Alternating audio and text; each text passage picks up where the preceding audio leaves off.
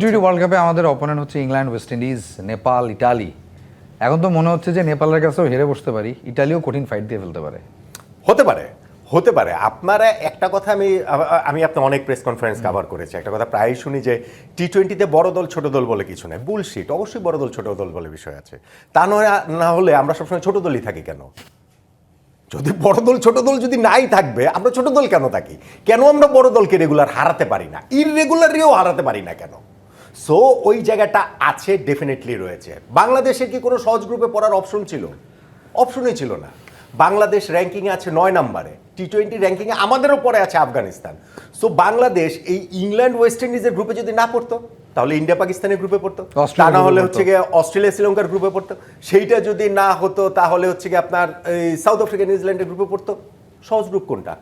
কারণ আমরা তো সহজ জায়গাতে নাই, আমরা আছি 9 নম্বরে এবং আমাদের সত্যিকারের অবস্থান আসলে 10 নাম্বার আফগানিস্তানের পরে। আফগানিস্তানকে যতই আমরা গত সিরিজটা হারাই, 3-0-তে হারাই, আমাদের অবস্থান 10। এটা কি আপনার কাছে ফ্লুক মনে হয় এখন আফগানিস্তানের সাথে জয়টা?